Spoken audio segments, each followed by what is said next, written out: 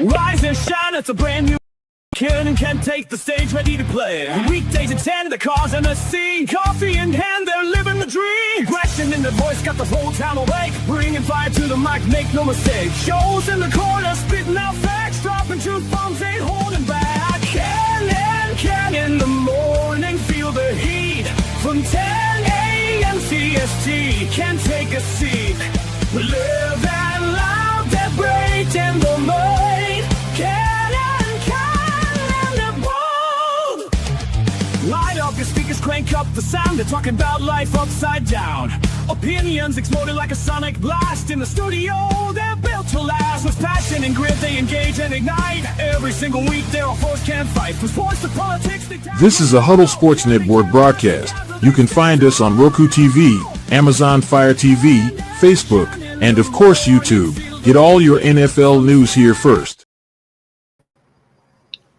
Good morning. Welcome to another edition of Ken Again in the Morning. How are you this morning, Ken? Another day above ground. Air's going in and out of my lungs, so I don't get to bitch. That's an interesting way of putting it. Very interesting. Can you believe it's already Thursday? Yeah. The week has gone by kind of fast, but kind of slow at the same time for me, so it feels like Gatill's Day to me. Man, like bye week almost over.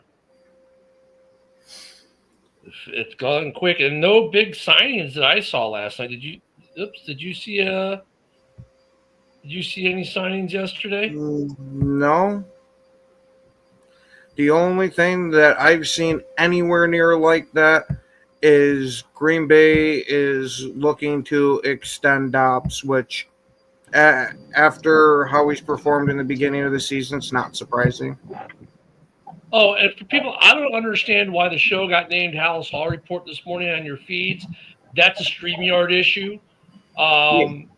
That's what I was wondering, because I'm sitting there going through. I'm like, this isn't the right studio. I'm looking through it. I'm like, oh, it's got to be. It's the right studio. It's just I don't know how that happened. Really weird. I triple checked it too as we're going. Did I click the wrong one? No. And actually, I named it TNF time, Thursday Night Football time, for the description of the show, and it came up as Halas Hall Report. I'm like, this isn't Halas Hall Report, but okay. Things happen, I guess. You know, gotta love technology. Yeah. We did that last. Can you get that up, Ken? My mouse isn't working. Yeah, I got you. Thank you. Yeah. We did that last night, broski. We missed you. So it's like, go figure technology, man. You know. Good morning, Joe. What's going on, fellas? Oh, Another day of reporting this out in all the X places. In fact, I'm saying to Raiders Twitter right now. which nut are they sucking today? Right, the right one. Ah, I see that one's their favorite. No, I know. The Raiders Twitter? Right. No, yeah, I Kansas think City sucking the nut. yeah, I think I tell them that KC sucks either your right or left nut. You know, they got a big game on Monday night. Oh, who the hell are they playing? Jaguars. Yeah, I actually think the Jaguars might sneak this one out. I would not be surprised because KC is losing that battle with Father Time. Mm-hmm. Kind of like Joe Flacco. That's not losing. That's lost. Yeah. Mm-hmm. Yeah, I think they're about done there in the AFC West. AFC West has actually been a really good division this year. Yeah. And good football. The Chargers now look vulnerable. I don't think the Chargers lose 2 weeks in a row. I think they just had a bad game against the Giants. I think they kind of got a little bit trap gamed. The Giants also, the rookie, they're kind of on a different little emotional high. That did not look like the Chargers that we've seen to start this year. I think the Chargers rebound. Now, granted, the Chargers have some big injuries, right, on the O line. That affected them. So, but Harbaugh's a good coach, man. I don't see that stuff standing 2 weeks in a row for them. I just don't. Case, I mean, yeah, Chargers are doing well. The Broncos, I mean, they were the overachievers last year. They're kind of middle of the road for me overall. The Raiders are improving, as long as Max Crosby's there at least. Yeah, I don't know. They got some good football going out there in the AFC West. Actually, the West in general has been interesting because like Arizona with their record and Seattle, and I mean, really, that division is playing some good football too.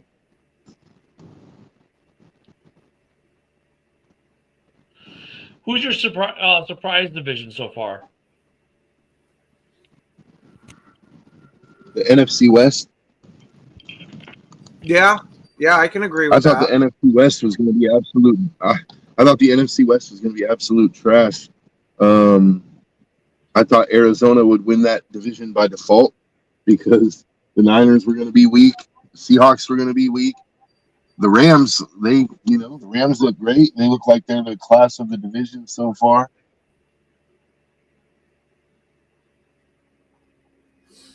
But it's because the rest of the division hasn't really played as great as competition as the Rams that they look good, maybe. The fact that, like, I think don't all four of the teams, they're at least 2-2. Yeah. Like at least 2-2. So they're the bottom team in the division is 500. To me, that's a surprise. Which is also the story in the NFC North.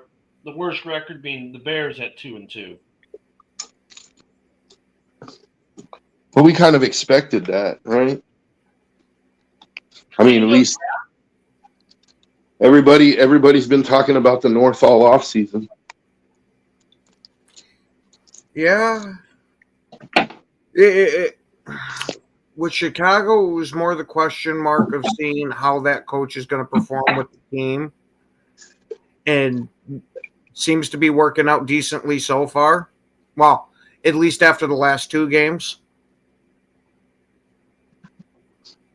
I also agree with Broski. I think the AFC North, for how unimpressive it looks this year.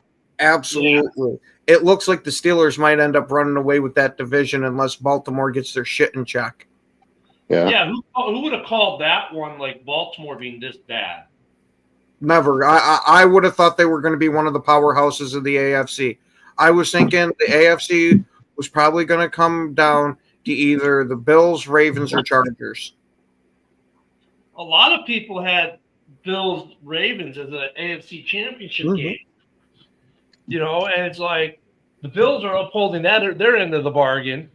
The Ravens not so much. As long as the Chiefs don't get there, then the Bills should be fine. Right? As long as the Chiefs don't pull off that last 6 weeks freaking. Are the Chiefs the Bills 49ers?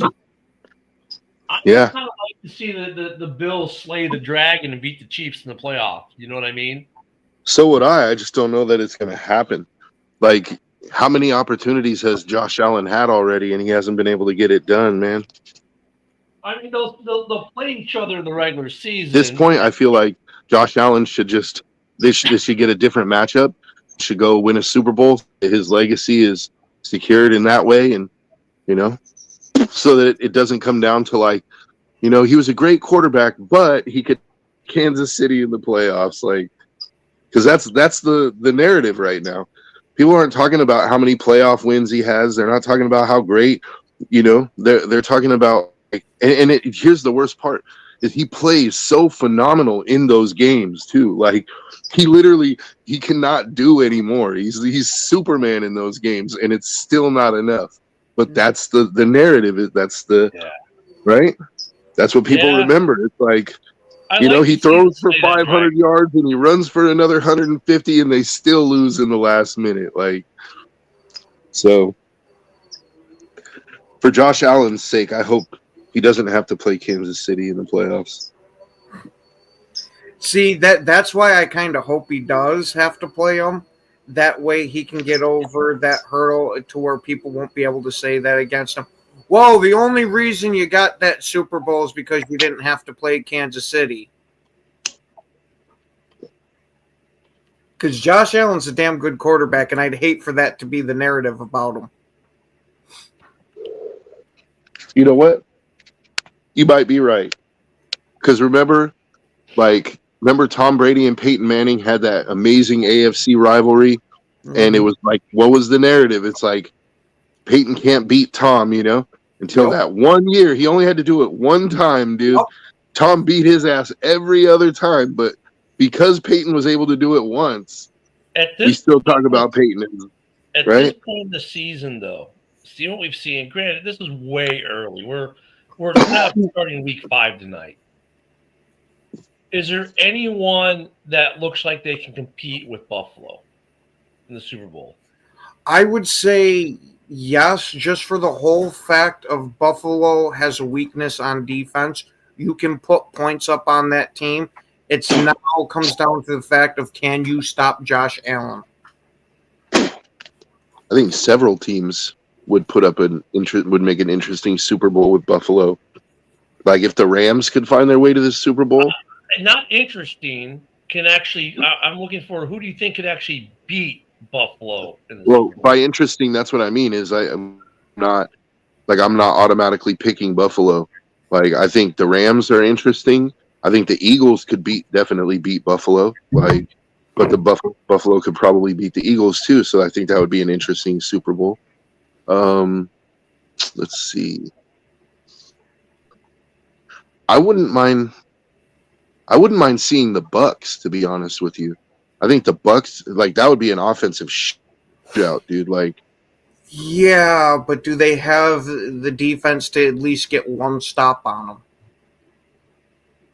I don't know. I mean, Tampa's defense is not terrible. They have some players over there, dude. They stopped the Eagles when they needed to stop the Eagles last week. I mean, they just couldn't, cap the game. But I mean, Josh Allen is just like, I don't know, man, who's stopping him, man. I just don't know who's stopping him this year. I mean, it's a long season, but at this point, it's hard to find a quarterback as dynamic as him right now. He does everything. With how many points the Lions are putting up every week, maybe the Lions. The Lions are right back where they were last year. They had their little week 1 faux pas, okay, let's get our acts together. No, we can't really do this. No, guys, we got to talk like this. They had their communication line woes where they were trying to figure it out. I get it. They don't play in the preseason. We all know that. And then the Bears game, they started to put it together. And then they did put it together in the second half of that game, especially. And from that point forward, no one's been touching them. Since the second half of week 2, they've been just. I was going to say Miami played them very damn close. And it's not like Miami's out here some powerhouse. Miami? Miami? Yeah, when you watch that game, all the way until they had the roughing the kicker penalty and then that pick. I didn't know Miami played the Lions. Yeah, when did they play Miami? Well, I thought, maybe it was the Jets. I thought it was Miami. No, it wasn't that. Look, the Lions lost to the Packers in week 1. They beat the Bears 52-21 in week 2. Coming in before the Tesla catch, it was 21-14, and actually a pretty close game after the Tesla catch. I thought you were talking about Buffalo. No, then they steamrolled the Ravens. They steamrolled the Browns. They're about to steamroll the Bengals, and then they're going to steamroll the Chiefs in week 6 probably. Their next tough game isn't until week 7 against the Buccaneers, and then they go on a bye. Okay, I thought you were talking about Buffalo, not Detroit. No, I think that's going to be a good game. Bucks and Lions. I think that's going to be a good game. Yeah, that's going to be a good game at that point. But I mean, right now, can I go ahead and take 1 second here? I don't normally do this. I'm usually pretty unapologetic, but I was pretty vocal about the fact that after that Packers game that I felt like the Lions window had been nailed shut, and let's just say they pulled the nails out. Right? I'm not going to say it's wide open, but they pulled the nails out at least. So, Well, I was going to my say, apologies, Lions fans. don't forget too how we keep constantly hearing it's still early in the season, anything can happen. So Right. your prediction could be proven right by the end. Yeah, a great Packer argument there, because now we're getting to that point of the season where we know people. Week one is look. We've gone through 4 weeks. Now we're starting to see what teams are. Week one is like preseason. We're starting. Look at the Lions are becoming the Lions again. We're starting to see what they are. Yes, all these games are going to be close. For that part, you're right. But we know what these teams are now, or at least we're starting to get a better sight picture. Week 1 and 2. You're trying to figure out what these teams are going to be. Week 3 and 4 and 5 and 6, the identities come out. By week 7, we know what they are. And minus injury, we kind of have an idea. But week 1 was a blip for them. It was getting the under their feet under them with the new coordinators. There you go. And the new offensive line and the Bears game. Like I said, the first half was kind of close. In the second half, they blew it open after the Tesla call, where he was out of bounds, which he wasn't, but whatever. From that point, they launched. And they're not going to – the Bengals aren't going to slow them down. I don't think – I was going to say the Bengals are barely even considered a professional football team with how many people are missing. And I don't think the Chiefs are going to slow them down at all. I think their next big step is the Buccaneers at home. And really, Baker can beat them at home. He's done it. But the bigger point is the Lions are back to what they were last year, which the rest of the North is not. The Packers are – they got to get the special teams under control and figure out what to do with this offensive line. I was just going to say that they're interesting. But they have, something they're not used to, injury issues on the line in mass, but they got the bye week to get a little healthy. The Bears are kind of where we thought they would be, 3-1 or 2-2. They ended up on the 2-2 mark. But they're ascending. We can see that the offense improving, but their defense is lacking. But once again, bye week injury, people coming back. The Bears will have guys back after the bye week they haven't had all season, so that should be interesting. And the Vikings are kind of a quandary. They're not the team they were last year. That's what I was going to say, too. Is there a big question mark right now? You're getting up and down performances from them. But they've had some injury issues that have created that, like Van Ginkel being out, stuff like that. The quarterback is kind of an issue for them because imagine this, isn't being healthy. So the North is interesting, but the Lions are the only team that looks like they're back to form or better. Well, one of 2 teams that are back to form or better than they were last year. I include the Bears in that because obviously we can all see the Bears offense getting better. They're 2-2, but remember, they were 4-2 last year before the skid. So let's hold off on the Bears to week 8, saying that. but initial returns on the Bears changes are the ones that, look at the Bears are ascending fine. The Packers are in a little bit of a quagmire with injuries, at 2-1-1, and the Vikings are kind of like, okay, what's going on here? But Jim makes a good point. The defense, the run defense is the problem. But I think a lot of the run defense in Chicago gets fixed when some of these guys come off of injured reserve or come back off injury. But we'll see what happens there, what they can adjust. Because the run defense in Chicago is just atrocious. Pass defense is good. Run defense sucks. Yeah, so, I have no idea how this guy still has a job, let alone being the highest paid special teams coordinator. Because they are so few and far between, Ken. That's the problem. Like, look at Hightower for the Bears. He is the only coach on this roster who's been there for the last 3 head coaches in Chicago. And, when Ben Johnson, I'm like, how does Hightower still have a job? It's like isn't Batapia your special teams coach? Yep. Yeah, special teams. He's been absolutely terrible for us for special teams. Nobody hasn't, though, Ken. That's just the point. Special teams coaches are good ones are so few and far between. Every so often they're going to get a dip. Right now he's getting a dip. Sometimes it's because of the personnel they're stuck with. This is his entire career as Green Bay's special teams coordinator. 30th, 32nd, 24th, 29th, 31, 36, 28, 32nd, 30th so far. Okay, maybe you might have somewhat of a point. I'll say that, but the problem is finding these coordinators is so hard for some reason. Oh yeah, because we had an issue with special teams before he got here. And that's the whole reason we brought him in and paid him all that money. And you got to remember, for special teams, man, these guys are getting the leftovers in the team, right? I mean, that's kind of hard on a that is hard when you think about it. The only guy he might get handpicked for him is a return guy, right? Like for instance, the Bears signed Duvernay specifically because he's a return guy. But the rest of that special teams, the kickers obviously and the long snapper. Or you might get like a gunner or something like that they keep on the roster just because of special teams. Yeah, but for the most part, you're getting the leftovers. So it's hard. I mean, it's like, okay, sure, fire him, but who's going to replace him? Well, didn't Watson play on special teams too? No. No? No.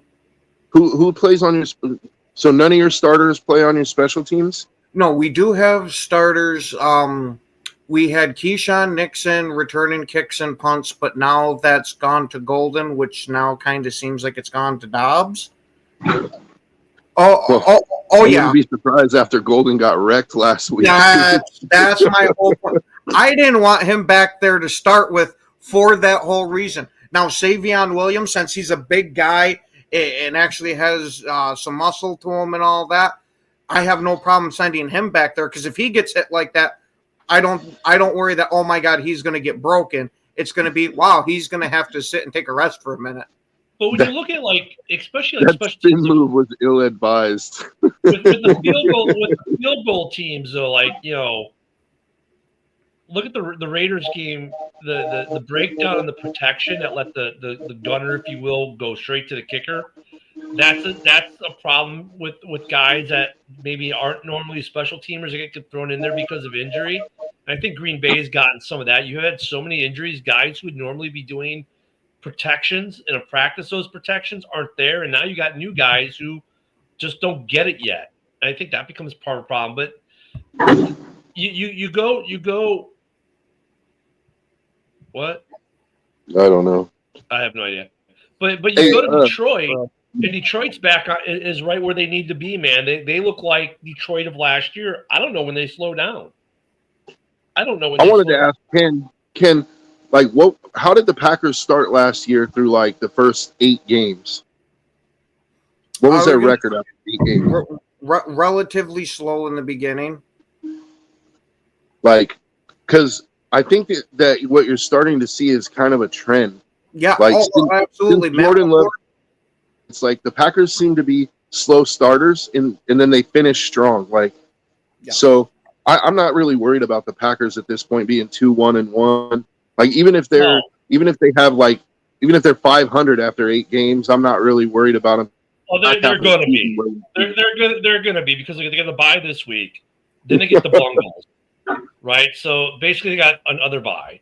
Then they get the Cardinals. That game could be interesting, possibly, but I doubt it. Then their next test is when they go to Pittsburgh in week 8, and then they get the Panthers, which I thought that was week 10.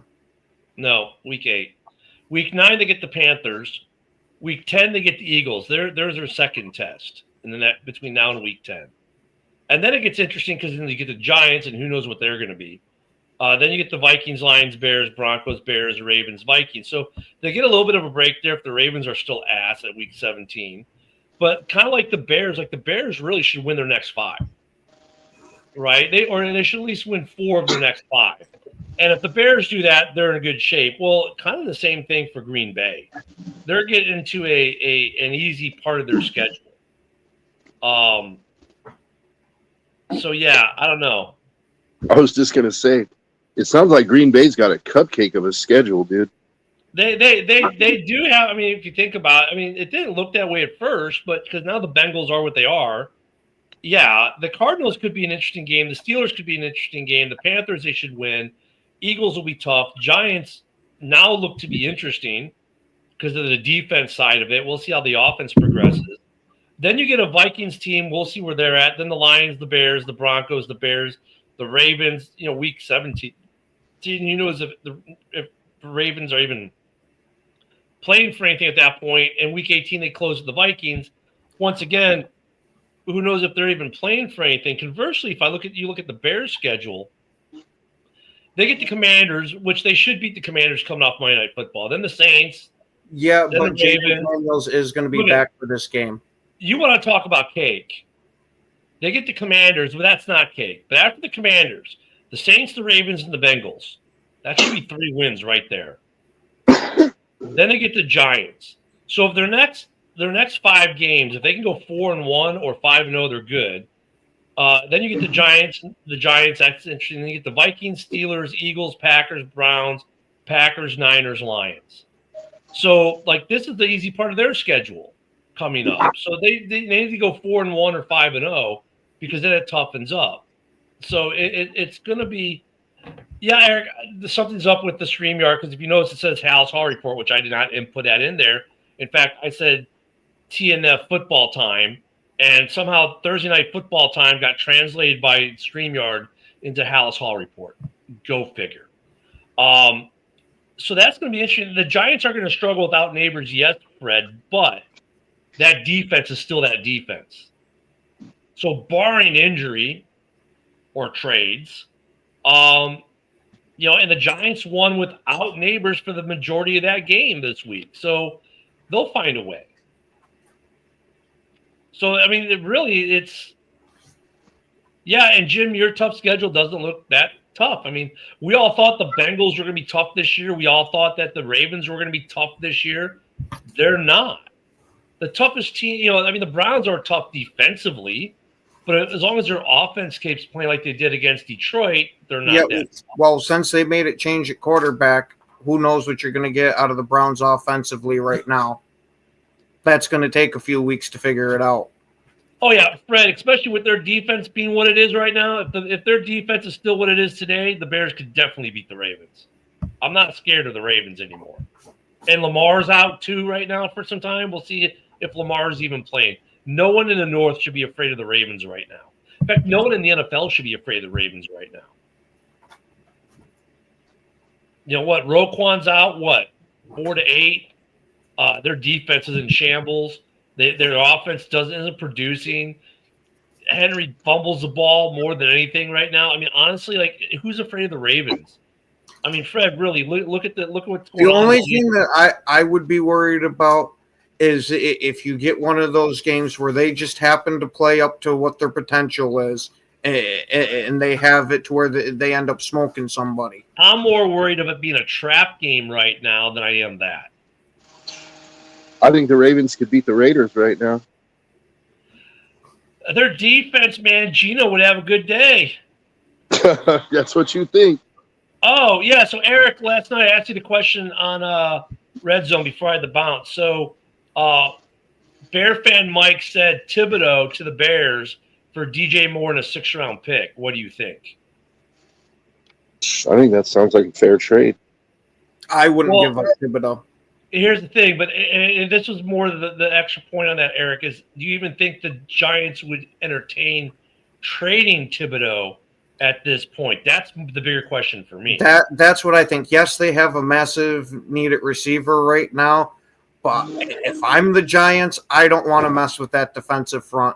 That's what's going to win you games. Yeah, Eric, it's not a rumor. It was an idea by Bear fan Mike.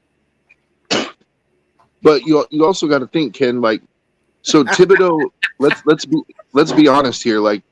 Thibodeau hasn't really achieved what the Giants would have expected from him. He's not a bad player, but he hasn't turned into a game wrecker. And they drafted Abdul Carter, and Abdul Carter is supposed to be that game wrecker. And they still have Brian Burns. So Thibodeau is kind of based on Abdul Carter's development. Thibodeau is kind of expendable at this point. I understand wanting to keep him because you can get Thibodeau, Burns, and Abdul Carter on the field at the same time. I definitely understand that. But if you have this huge need at receiver and you have a guy that's expendable somewhat, I think it makes sense for them. I'm not saying they're going to do it. That's what some guys are saying. that's what some guys are saying about DJ Moore. He's somewhat expendable now because of the ascension of Rome Odunze, and because you've got Luther Burden III on there, who, by the way, has a 100-yard receiving game but only 99 yards on the season because he had -2 yards last game. Yeah, I know. It's one of those you have to look at and go, wait a minute, how does he have a 100-yard game but only has 99 yards on the season because he went negative last week? And Jim, I said 4-1 over the next 5. I know you're Lions fans, so of course you can't see it. I mean, I get that. I mean, but that makes Eric. I mean, it's an interesting thing. Now, here's the problem though, too, with that, as far as Thibodeau and DJ Moore for the respective teams. I don't know if removing those guys from their teams gets you the desired effect, because DJ Moore being on the field does make an impact. Yeah, he's not getting the catches because Rome is. But guess what? He still draws coverages. His locker room presence is still there. There's other things that go on besides just that straight up, how many receptions, how many targets. For Thibodeau, how many reps on the field. I mean, they're both still integral to their teams to a certain – it could be mutually beneficial, though, because they're both good locker room guys, so that piece kind of may be fine. But I don't know. It's interesting. Eric, that's it. I am taking away your Packer G, and all you're running around with is that New York Giants G. You want to help the Bears get better? What does the matter with you? Hey, because he's going to help the Giants. That's what. That as much sense as that trade makes, I could see.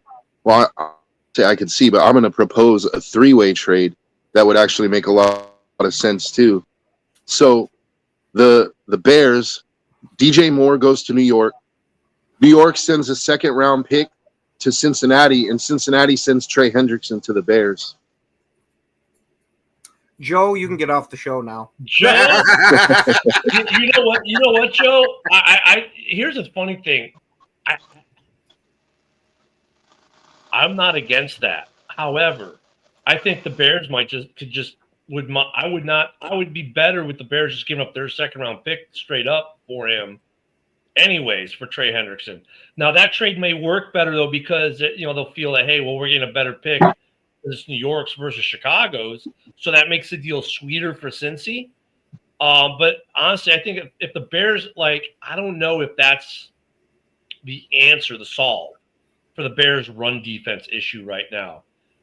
I would think they would just give up a 2nd-round pick for him straight up and not and keep DJ Moore. But that would be interesting. Yeah, Eric, but your G now has the letters to spell out men after it. You are now a G man, and you ain't a Packer backer no more, man. I mean, that would be interesting, though. And the question I think we all have about Cincinnati is, at what point do they start selling? And I think there are 2 guys who are going to be sold. I was going to say maybe Hendrickson gets sold. Yep. Oh, he's definitely getting sold. But other than that, I don't know that Cincinnati would sell anybody because they know that Burrow will be healthy again by next year. And you're not going to want to rip that down yet. Jim hates this idea of Hendrickson going to the Bears, but let's face it. Trey Hendrickson will be on someone else's team by the start of week 9. Period. I mean, why? Because if Cincinnati's not a playoff team, why pay him? He's a free agent at the end of the year. You don't have the money. They're going to take him off they're going to trade him as a rental for someone for a 2nd-round pick. That's what's going to happen. The other guy could be T. Higgins. It could be T. Higgins. Maybe. I don't think they do after giving him the contract there. It seems like him, Chase, and Burrow are locked in together. And Eric, I definitely think you sound crazy. Yeah, Eric, now you sound crazy. But hey, we also thought Eric sounded crazy saying that the Giants could beat the Chargers. So who knows? Yeah, I don't know, man. I mean, if the Bengals I definitely think the Bengals are going to be sellers, though. They have to be at this point. You have to how many games has Burrow missed now because you can't put an offensive line in front of him? You have to do something. Your whole draft this year should be offensive linemen, 7 rounds, 7 offensive linemen. If you can't get a starting lineup out of that, then I don't know what to tell you, dude. That's what I'm saying. I think Hendrickson is gone. I think he's gone. And look, at Chicago makes sense, but I don't know if he answers the question. And who do you supplant with him? I think right now it's Montez Sweat is a guy that you supplant with him because Sweat hasn't done shit in Chicago. So he look at Montez Sweat. We make the trade, 6.5 sacks in the second half of that season. And it's like, wow, give him the big extension. Everyone's happy. Last year, turf toe the whole year, production down. Okay, fine. He was battling turf toe. We all know that's a tough injury, whatever. We get it. He played through it, did his best, cool, whatever. We come to this year, and he's healthy, and you're like, where's Montez Sweat? I think Dio is outplaying Montez Sweat on the other side. So, you could see I'd rather see Hendrickson lined up and Dio. Now, look, at the rotation gets much better if you slow Montez Sweat on your roster. But then maybe the Bears move Montez Sweat. It's good. Yeah, I mean, it's very well possible that they could. Yeah, I mean, or you just keep it in rotation, but because the pro rating of the contract, he'd fit. The Bears won't have to really move money around to do it. Yeah, or if you get another dominant pass rusher on the other side of him, that might be what finally wakens him up and unlocks him. Dio is playing better than Sweat right now. It's not even close. And with Sweat's contract, though, can't you get Sweat is one of the few guys on that roster that you could actually cut at the end of the year with no dead money, right?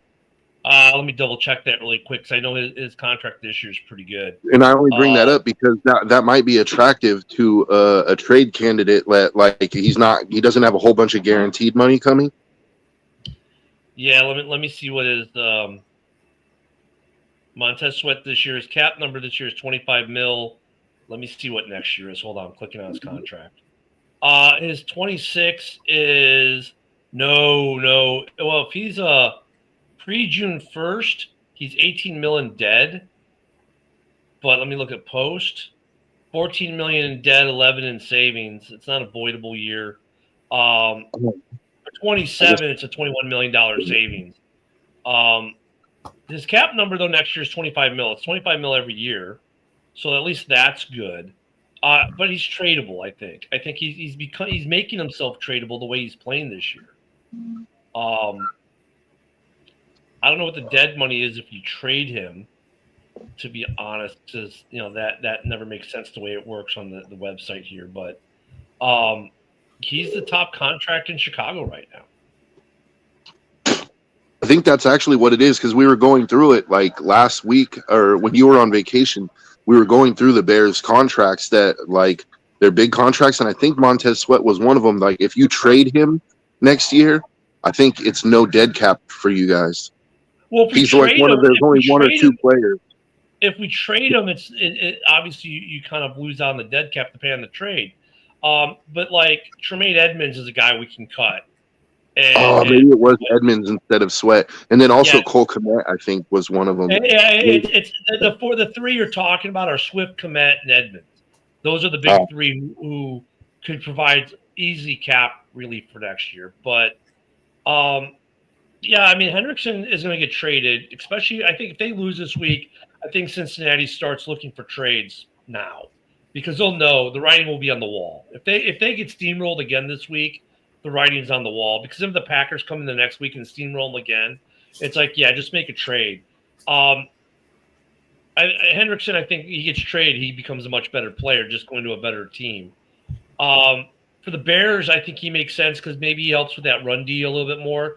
Even though I think we're getting guys back off injury, right? For the Bears, I think that helps too. Edmonds comes back, from injury. He's been out the whole year, and then Kyle Gordon comes back, and that helps with the run defense too. But I mean, you had Trey in the mix. I think the Bears are much better. I mean, now your rotation, your 4 edge rusher rotation is going to be Dio. Would probably be Dio, Hendrickson, Sweat, and then Booker. And a lot of Bears fans are really psyched up for Booker this year, taking that step. So, I mean, I think that's good for the Bears. The Raiders make sense, too, because they've got the capital to spend. The Chargers definitely do. The Ravens, I think, are done.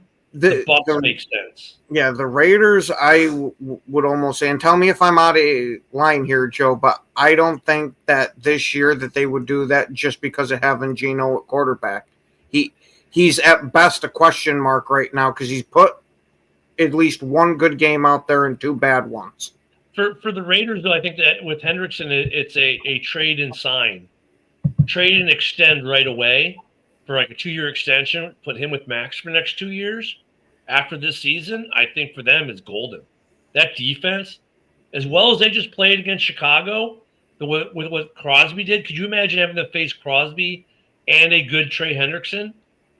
Who wants to do that? Yeah. That's I'm not going to say they would be out. I'm not going to say they would be out if it was right. But what's the Bills' current situation? Because I actually think the Bills make more sense. Like, if they're trying to go all in and win a Super Bowl, they need defensive help. Like, I don't know if they can afford it, though, is the only thing. They might have to move some money around. They got $3 million in cap right now. And cap hit for the rest of the season, Hendrickson. Yeah, I looked at it. I think it's close because it's not as bad as you think. Trey Hendrickson's cap number this year was $25 million. Remember, it's going to be prorated out in a trade. Plus, they may end up having to eat some contract to get what they want. But here's the problem for Buffalo, because I agree with you. Buffalo makes sense. Even if they can make the money work, the problem is going to be this. If there are other teams who want him, i.e. the Bears, i.e. the Raiders, you're going to go with one of the other teams because you're looking at a better draft compensation than the Bills, because you assume the Bills are going to the AFC Championship game. You're going to assume the Bears aren't going to make the playoffs or at best be a wild card and go out. You're going to assume that the Raiders might not even make the playoffs, right? So, I mean, that's kind of like the Khalil Mack trade. Why did the Bears get him and the Packers didn't? Because the Raiders figured the Bears would give them a better draft pick in return because their record wouldn't be as good. Now, it didn't work out that way for the Raiders that year. The Bears win the division. But, I mean, if it's coming between the Bills and another playoff team, the Bills are people are already penciling the Bills in for the AFC Championship game. No one's doing that with the Bears. No one's doing that with the Packers. No one's doing that with the Lions. They might be penciling them in for the NFC Championship game. But they might go with the better compensation. But here, okay, so here, let me counter that real quick, because I agree with you. Like, they don't really want a bidding war. But if you're the Bills and you're this close, right? You've made the AFC title game a couple times, but you can't get over the hump, and you really believe that this piece could help put you over the top, I'll give them next year's first because it's going to be damn near a second anyway. And I don't think the Raiders or the Bears are going to give up a first because they're, like you said, their first is going to be, in middle of the round. Maybe the Raiders, it might be a top 10 pick. Who knows? Like, so if I'm the Bills, I say fuck that first round pick. Like, go all in. If you're really serious about winning the Super Bowl, go all in, dude. Make the money work, and see what happens. The Colts are, Eric. Yeah, that the Colts is another one that makes sense. That makes sense. And let me check their money real quick. I think they're good on money. I don't think money's going to be an issue for them. There we go. I'm like, where are the Colts? And I'm on it right there. Colts have $4 million. Once again, Crosby doesn't want to leave, though, Warren. That's the thing. Crosby wants to stay. Well, he also said he didn't want to be a part of another rebuild. And you think with what's going on with Geno, you think there's got to be a rebuild somewhere in there, at least at quarterback. Well, at quarterback, but that's not a rebuild. I think they started kind of a soft rebuild this year, and Crosby just signed an extension. Like, he just signed a 4-year extension. So I don't see him leaving. But if honestly, like, I'm getting to the point where I kind of agree a little bit. Like, I like Max Crosby so much as a player. that I would be willing to let him go to a team where he could go win a Super Bowl because he deserves it. He's busted his ass. I don't think he's even expressed the desire to leave, though. Like, every time you hear him, he's like, I'm Raider to the core. That's what I'm saying. He wants to be a Raider for life. But, Yeah, if it becomes obvious that we're not going to win a Super Bowl in his career, like I wouldn't be opposed to trading him and let him go somewhere where he could get a ring. Now, He deserves it. There's some other possibilities for a guy like Trey Hendrickson. Right now, the only team I can think of right now that has a player that we know will probably get sold is Cincinnati. And Trey Hendrickson is the obvious one because of the contract situation. There are going to be some other interesting ones, though, that are going to pop up over the next 2 or 3 weeks or so. And it's going to be interesting to see who's buying, who's selling. To be honest, I could see no one. I could see the NFC North standing pat overall. I know the Packers have talked about maybe we should try to get a cornerback in there, and I understand that. Mm-hmm. But outside of that, I wouldn't be against that, but I definitely don't want to give up a shit ton to go out and get them. no, you're looking at – look, most of these trade deadline deals are second, third, fifth rounders, depending on the quality of the player. The problem is going to be for the Packers at the trade deadline is what cornerbacks are going to be available, and is it worth giving up a second rounder for a guy, especially if it's a rental versus a guy that's you're under contract for a minute. And it's a question like, who else is selling? Like, yeah, the Saints might be selling, but here's the problem with the Saints. Like, who wants to trade for Alvin Kamara's contract? Who wants Olave's contract? Who wants any of those contracts that they're moving? Oh, geez. I would take Olave's contract. I would take Olave's contract right now. He's on a rookie deal. A bunch of Packer fans that are all over wanting Olave. Well, let me back up on Olave because they'll probably he's on the rookie. But like, okay, Kamara, who wants that contract? Nobody. I mean, next year Alvin. This year's not bad. It's $10 million, but you know what next year's contract is on him? Anyone want to take a guess?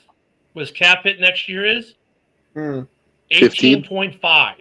18.5 next year. So no one wants Kamara's contract. Cam Jordan, Cam Jordan next year, 18.7. Tyson Hill next year, 13.7.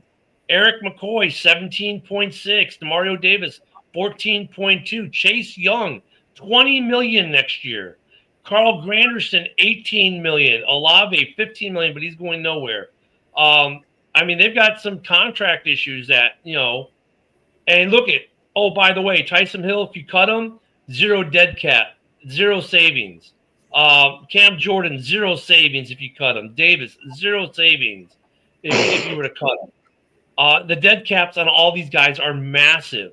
So, like, yeah, sure. I mean, if you've got tons of cap room for next year, and the Saints got to do something. They're negative $15 million already for next year. And that's with only 43 guys on the active roster. So it's amazing they have $8 million in cap space this year. But you know what's crazy is they're going to get rid of all those guys that you just mentioned for 0 savings. So they're going to lose any decent players that they have, get no cap space for it, and then still start their rebuild. Like all they did was put off their rebuild another year, and like they should have been in year 2 of their rebuild already. Yep. Yeah. The other guy we got to talk about obviously is Kirk Cousins. So let's look at him. Kirk Cousins, his cap number this year is $40 million. So you got to have money available to get him this year. Next year's cap hit, $57.5 million. In 27, another $57.5 million. In 28, $25 million. Or I'm saying 28, he's gone. Never mind. So you got to be willing to spend $100 million, $114 million for 26 and 27 if you want Kirk Cousins. Would I trade Crosby for Cousins? Hell no, dude. Are you kidding me? So Kirk, as much as we like to talk about Kirk being traded, I think Kirk is untradeable because of his money. Unless Atlanta says we're going to eat most of this contract. Remember, that's also a part of this. You could eat part of the contract, but man, I might consider like Crosby. I might consider Crosby and maybe another pick for like Joe Burrow. Like, you know what I mean? Like Crosby in a first, maybe another pick. I think it's going to take more that's what than I'm saying. Like another pick. Crosby's worth 2 by himself, dude. Like, so I mean, how much more than 3 first-round picks are you expecting for? I'm not. And keep in mind, I'm not saying that the Bengals would ever trade Joe Burrow. I'm just trying to show you like what it would take for me. I'm just thinking that quarterbacks come at such a premium that it would take 2 first rounds and Crosby to get them. I might be willing to do that. The problem comes to who else is going to be a seller? Who else is going to be a seller? I mean, the only guy we know right now is probably going to get sold because of his contract and the situation with his team is Trey Hendrickson. Who else is going to be that 1-year rental? I know it'll be Tyreek Hill. Oh wait. Well, the Dolphins are interesting too, though, because you look at the Dolphins. Let's look at the Dolphins really quick. We got a little bit of time. Obviously, it would have been Tyreek, but I don't know. Are they maybe Waddle? Would they maybe? I don't Waddle? think they move on from Waddle. Mm-hmm. I think he's part of any rebuild they do.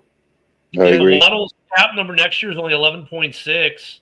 Tyreek's number, especially next year after losing Tyreek the way they did, because now Tyreek has no trade value. Between Tyreek and Tua next year, they're spending $108 million. Man, I keep talking about having a crippled division in football, but I didn't think it'd start in Miami. The third guy is Bradley Chubb at 31 mil. Then it's a 20 mil drop off to Jordan Brooks at 10. Austin Jackson's 15. I'm sorry. Oh, there we go. No, Minka Fitzpatrick's at 18 mil next year. Jeez, okay. They don't. I think Bradley Chubb could be a sell candidate because I don't know if anybody's gonna. I don't know if any. I'm not saying that people are going to want to take on that contract, but for the Dolphins, from the Dolphins' perspective, you're paying a guy $31 million, and you're not going to be winning this year. Like, it makes sense. Bradley Chubb is 29, 28 is his void year. His cap number for the next 2 years, 31 and 31, and then you get the void year. You got to be willing to spend $62 million, almost $63 million on Chubb the next 2 seasons if you want to trade for him. Eric, there's a good possibility that could happen, but not Garrett Wilson. I think he's like Waddle, that he's going to be the one that stays out of anybody. Yeah, and they're not going to trade Quentin Williams, and they're not going to. There's a couple guys with that team they're just not going to trade. Hall, they're not going to trade any of those guys. No, none of those guys. See, that's the other problem. We look at teams with bad records, like, okay, they should be sellers, but they don't have anything worth selling that you want per se. Like, or if they do, it's a pillar of the franchise type of thing to where they're not going to move on them even if they are trash. And look, we saw this with the Bears, and I think Bears fans kind of forget this. The rest of the league forgets this. When the Bears, everyone said the Bears were going to be sellers, they were buyers. It's reversed now. Some of these bad teams, when they're bad, they're buying for the future. Like we bought, right, Montez Sweat when everyone thought we should be selling. We went out and got Montez Sweat, right? So, in fact, Poles has yet to sell. He's always bought. So the mindset of these GMs has somewhat changed. The only reason you sell now is if you got a guy like Trey Hendrickson, you're not going to sign the next year, and you're not going to the playoffs this year. It's made that market a little more interesting. Because like Cincinnati might trade Trey Hendrickson, but they may be buying in other ways. You see what I'm saying? Like the only reason they may sell Trey Hendrickson is because they know they're not going to re-sign him next year and they're not going to the playoffs. So, okay, it doesn't hurt us to sell him, right? Because we know we're not – those are the guys that are going to get traded. So we have to really scour the league for teams that don't think they're going to make the playoffs have guys that are in contract years. And then you have to go, okay, which one of those guys fits my need? So Green Bay is looking like what cornerbacks are going to be available like that. The Bears, if anything, might be looking at edge rushers, maybe even running backs. I don't know. I don't think another running back fixes the running issue in Chicago, but I think it's the O-line issue. It's not the running backs per se, but still, you're looking for very specific positions. And then you have to look for teams that aren't going to make the playoffs and have a guy who basically is going to be a rental because no one's trading anyone with 2 or 3 years on a contract anymore. In fact, these teams are buying rather than selling. It used to be like you could buy a guy with 2 years on a contract on a bad team because they're like, yeah, we're just going to scrap it all. But now the bad teams are actually buying at the trade deadline. I don't know. Like I think the 49ers should offload some players. I think they should get rid of Kittle. When the Bears got trading into Montez player, Sweat, everyone knew that Washington wasn't going to retain Sweat and Young, and they would be rentals wherever they went, and the Bears got in on it and got the rental that they traded and signed for the future. That's what teams are doing. The Niners are interesting, but I think they're kind of buying though too because they're trying to keep it afloat. I don't know if they're selling, unless you're out of the playoff. That's what I'm saying. They should be selling. You're not wrong. Brock Purdy is out for the next game again. I mean, look, they sold on Debo and it hasn't hurt them, so they feel that they can sell certain players and get away with it. But the question, like, if let's say for our 3 teams, are they selling the specific position that we are looking for? So I wouldn't be surprised if the Bears, Packers, Lions, and Vikings for the North specifically don't do much at anything in the trade deadline. The Raiders, I think you could see some movement of certain positions because I think the Raiders are looking for more than one position. I think they're looking for a couple positions. They're looking for a receiver. They're looking for, I don't know if they're looking for a running back anymore, but they're definitely maybe looking for a corner or a safety. I like Chin, but he's got some durability issues a little bit. Once again, even the Raiders are looking for specific. If there's a good wide receiver they can pluck and keep for the next couple of years, yeah. But it's so narrow now compared to what it used to be. I mean, I don't know who else could Cincinnati sell.